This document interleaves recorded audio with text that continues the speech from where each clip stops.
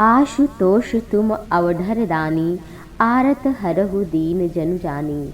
जहि पर कृपा न करहि पुरारी, सो न पाव मुनि भगत हमारी।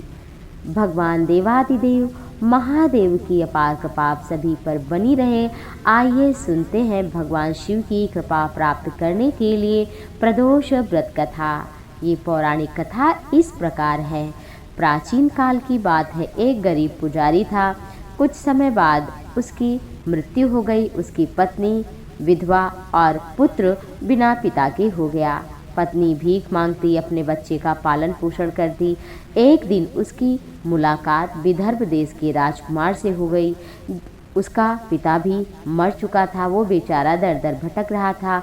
पुजारी की पत्नी ने देखा तो उसे रहा नहीं गया और राजकुमार को साथ लिया और घर लेकर आई। पुत्र जैसा उसके साथ भी समान व्यवहार करती थी। एक दिन पुजारी की पत्नी अपने दोनों पुत्रों के साथ सांडिल मुनि ऋषि के आश्रम गई।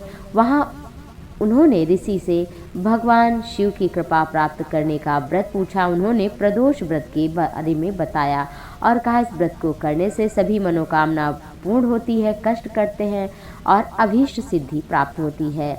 एक बार की बात है कि दोनों बालक वन में घूमने के लिए जंगल में गए थे और वहां पर उनमें से पुजारी का बेटा आ गया, लेकिन राजकुमार वन में ही रह गया। उस राजकुमार ने गंधर्व कन्या को क्रीड़ा करते हुए देखा, उनसे बात करने लगा। उस कन्या का नाम था अंशुमति और राजकुमार घर देरी से आया। राजकुमार दूसरे दिन फिर से वहीं गया जहां पर अंशुमति उस दिन अपने माँ पिता से बात कर रही थी। अंशुमति के माता पिता ने उस राजकुमार को पहचान लिया और कहा, आप तो विदर्भ देश के राजकुमार हैं, आपका नाम धर्मगुप्त है ना।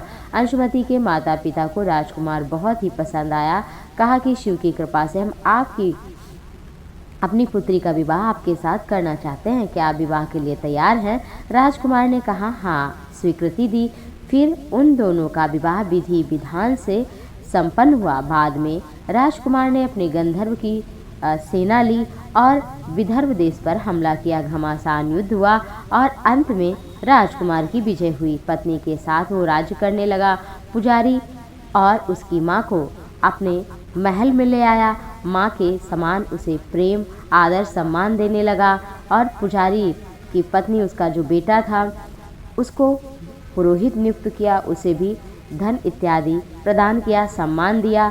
सुख से सभी का जीवन भगवान शिव की कृपा से व्यतीत होने लगा। एक दिन अंशुमति ने राजकुमार से पूछा कि क्या कारण है, मैं जानना चाहती हूँ कि आप कैसे विजयी हुए, क्या किया आपने। तब राजकुमार ने अपने जीवन की पूरी बात बताई, सांडिल्य मुनि के मिलने और प्रदोष व्रत का महत्व बताया। और उस दिन से नगर में ढिंढोरा पिटवाया गया कि सभी प्रदोष का व्रत करें, भगवान शिव की उपासना करें।